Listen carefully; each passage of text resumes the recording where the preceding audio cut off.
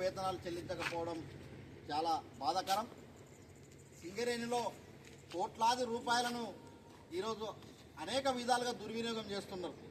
కానీ ఇక్కడ సింగరేణి పరిసర ప్రాంతంలో బస్తీల ప్రజలు, పర్మనెంట్ కార్మికుల కుటుంబాలకు ఎవరు చేయలేనటువంటి ఇవాళ ఈ సులభ కార్మికులు సేవలు చేస్తున్నారు. ఈ సులభ కార్మికులకు గత అనేక సంవత్సరాలుగా ఆందోళన చేస్తే కేవలం కర్మచారి వేతనం మాత్రమే చెల్లిస్తున్నారు. గత 30 నెలలుగా ఇవాళ పెరిగిన వేతనాలు చెల్లించడం లేదు, జీవో ప్రకారం వేతనాలు చెల్లించడం లేదు. అదేవిధంగా ఈ కార్మికులకు ఈఎస్ఐ కానీ, హాస్పిటల్ సౌకర్యం కానీ, బోనస్ కానీ, అదేవిధంగా ఈ ఈపీఎఫ్ సౌకర్యం కూడా ఇవాళ కల్పించినటువంటి దౌర్భాగ్య పరిస్థితి ఉంది.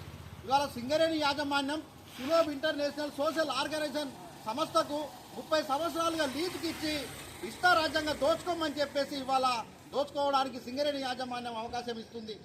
ఈ ప్రాంతంలో ఉన్నటువంటి మందమరి, రామకృష్ణపూరు, అదేవిధంగా బెల్లంపల్లిలో ఉన్నటువంటి సూపర్వైజర్లు ఈ కార్మికుల మీద అరాచకాలు చేస్తూ వచ్చేటటువంటి అతి కొద్ది వేతనాలతో ఇవాళ కటింగ్ పెడుతున్నారు.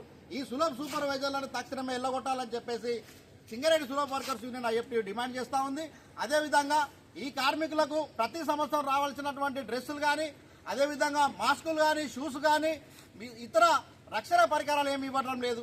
అదేవిధంగా సులభులు క్లీన్ చేయడం కోసం వాడేటటువంటి కెమికల్స్, అది యాసిడ్ కానీ, పెరాయిల్ కానీ, బ్లీచింగ్ పౌడర్ కానీ నాణ్యత ఉండట్లేదు. క్వాంటిటీ కూడా తగ్గించారు, తక్కువ మెటీరియల్ ఇస్తున్నారు. తక్కువ మెటీరియల్తో ఇవాళ శుభ్రం చేసేటటువంటి పరిస్థితి లేదు.